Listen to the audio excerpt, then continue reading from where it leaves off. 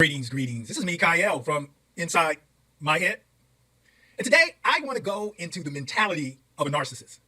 Like the narcissist, the personality traits and disorder, it's rising at exponential rates in this time period of Earth existence. And so it's really important that we all understand how to defeat a narcissist. And so this is the series that I'm going to be devoting a lot of time, a lot of energy, and information on how to defeat a narcissist. And you gotta love this Blake Lively, Ryan Reynolds, and Justin Baldoni situation.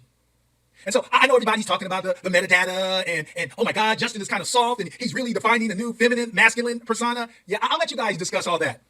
But what I want to get into is like, when did Justin realize that Ryan Reynolds and company was taking over his script, taking over his movie? It's really important that we kind of, just figure out when this took place, because his tactics appear perfect. His case is perfectly being orchestrated. Now, do you think this perfection is just by happen chance or when he hired his lawyer Friedman guy?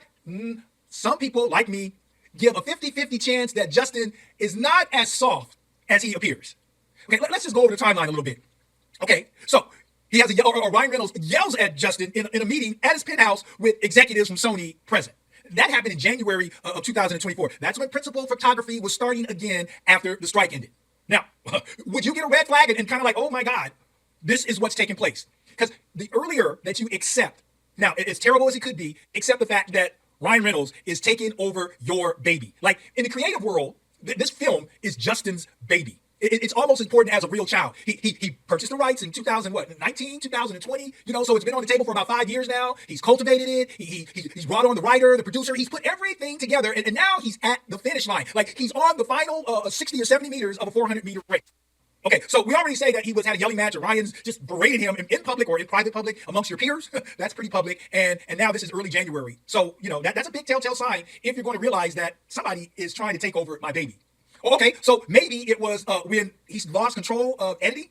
Like at some point in the summer of 2024, we're not going to even go with finishing principal photography at the beginning part of 2024. I can imagine that in his mind, I just got to get to the finish line. I just got to get to finish filming this film, and then I can get them out of my hair. But no, that didn't happen. So now you finish the photography. You don't have to deal with them anymore. Like your interaction with Lively and her husband is at a minimal now. You can go and do your post-production with your inside crew. But no.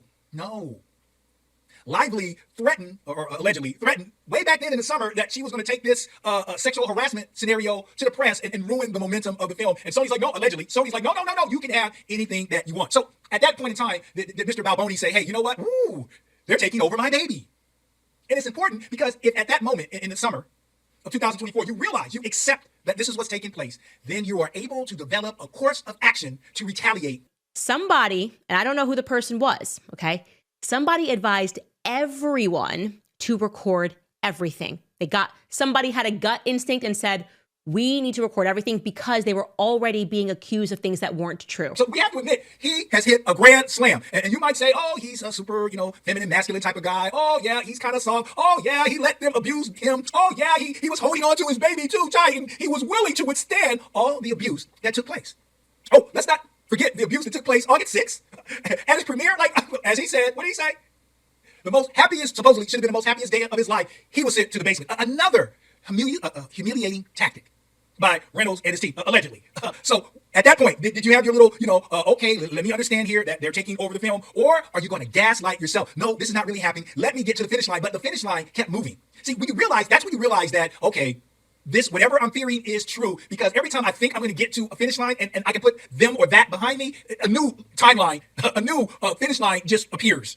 Now I got to deal with them in post-production. Now I can't even finish my film the way I envisioned it. Now somebody has taken over, and then I find out on the premiere that not only have they edited without my final approval, and they brought in the composer, they did all those things that this is what I envisioned for my baby. Now I find out that Ryan Reynolds has wrote a scene on the so-called rooftop, allegedly. Ryan's here tonight. What is it like for the both of you to be promoting major motion pictures at the same time? We work together so much. The iconic rooftop scene in this movie, my husband actually wrote it. Nobody knows that, but you now. But he wrote it. He works on everything I do. I work on everything he does. So his wins, his celebrations are mine, and mine are his. I mean, he's all over this film. So now we have all of these humiliating activities directed at Justin, and he is the coolest. Like, I want you to imagine all of these things are taking place with your baby. See, we all I notice that when we have our babies, our things that we've cultivated, we got to learn to let go. We've got to learn to say, okay, you know what?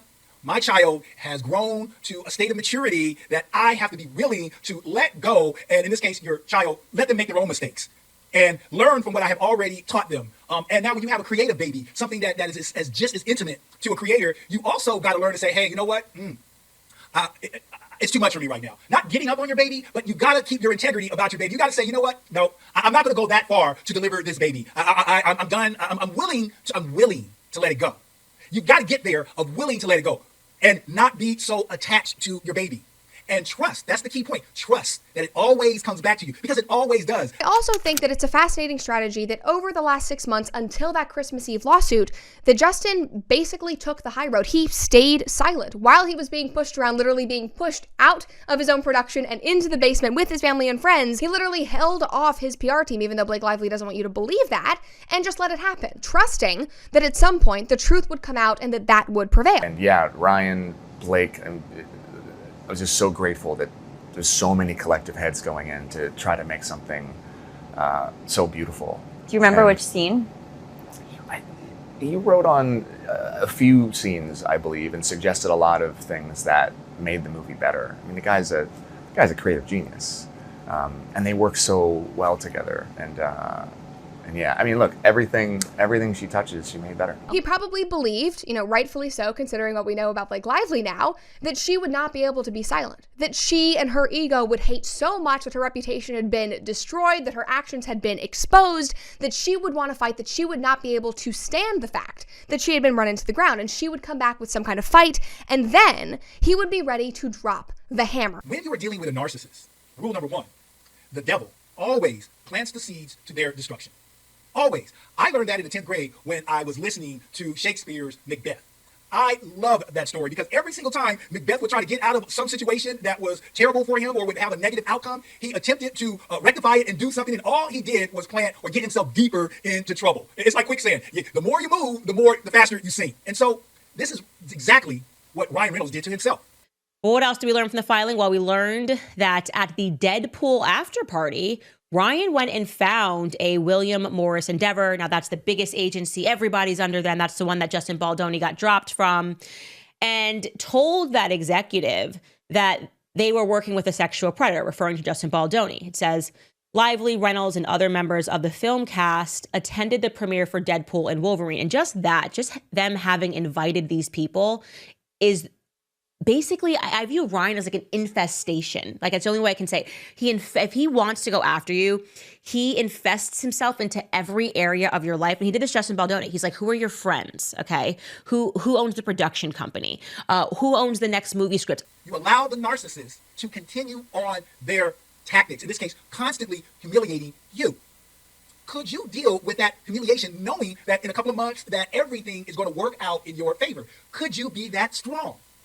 I know there's a lot of people that really criticize this Justin for taking these things from Ryan Reynolds, allegedly. There's a lot of criticism about Justin.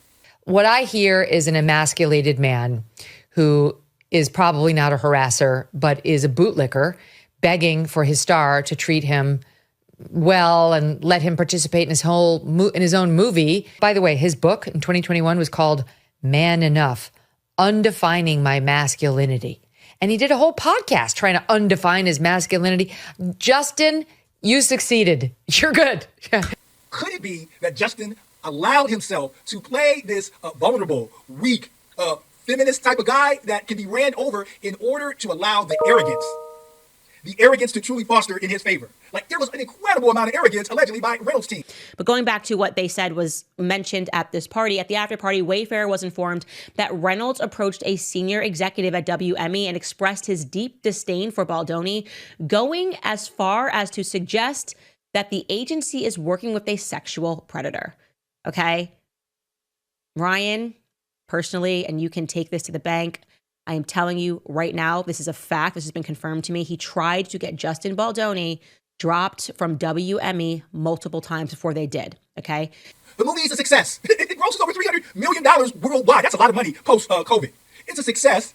And then you go ahead, your team, you go ahead and file a lawsuit. Oh my God. Like, that arrogance the vulnerability that you left yourself wide open. As Ice Cube would say, you got pumped with no Vaseline. You bent over and allowed yourself to just be raped in the courts by the arrogance. Like, what was the New York Times thinking? Like, really? Like, these are highly skilled professionals. This is what they do for a living. They're always protecting themselves. They didn't even say the word allegedly. They said this is what Justin Balboni did. They allowed this metadata. They didn't even cover their ass. They didn't even think about it. Like, who approved this? Excuse me, was it the same people that approved the DEI or the DIE, the diversity, equity, inclusion, fire chief that said, okay, you know what? If you get caught in the fire, it's your fault. It wasn't the same people that approved that campaign that went ahead and said, you know what? We're not going to show any protection against a lawsuit, a defamation lawsuit, which is very difficult to prove. But the arrogance of both Reynolds' team, the arrogance of both the New York Times made it easier, a lot easier for Balboni to prove his case. And this is the formula to defeating a narcissist. You, as the person who is dealing with this in this case is like psychological warfare. This is psychological abuse. And we can talk about the physical abuse. We can talk about the sexual abuse. We can talk about all these abuses. But when the person who's receiving this abuse, and when it becomes a trauma, it's all processed the same way. I am going to invest myself everywhere. I'm going to be doing your movie premiere. I'm going to be doing promos and making fun of you. Right? I'm going to put myself in the end credits. Like, this is like psychotic behavior, okay? Mr. Balboni had to deal with a lot of psychological abuse directed at him, humiliated him, threatened to take away his baby. And at some point, Mr. Balboni knew what he was dealing with, and he created a course of action. I'm saying that his action, when he decided to retaliate, he decided to play the long game and retaliate in a manner that allows his enemy to dig their own grave. And you have to be willing to take that temporary inconvenience of your character to play the long game. How many of us could take all of that humiliation? How many of us could take those you're stealing away something I love? How many of us can be raked in the personal press? How many of us could deal with that, knowing that our big outcome is waiting for them to file the lawsuit? And then they doubled down on the lawsuit and then did a New York Times article to allegedly slander Justin Balboni. How many of us would have been strong enough to deal with that? Regardless if he knew this way back in the summer and planned it, or if he figured it out in the fall, or it's hard to believe that he put this whole case together 11 days after she filed. It looks like he was having some preparation. But the bottom line is he remained cool and collective, and you don't see his remnants or metadata or evidence that he had planted a story or he was sabotaging her character. See, the projectionists, you take their projection, they were projecting a behavior that they were doing, the Reynolds, Lively, and New York Times allegedly, projecting the behavior onto Justin, and all Justin did was relax, kept his mouth quiet, and allowed that energy like a boomerang to come back and smack them dead in the face. That is the formula for defeating a narcissist. On Inside, oh, my head.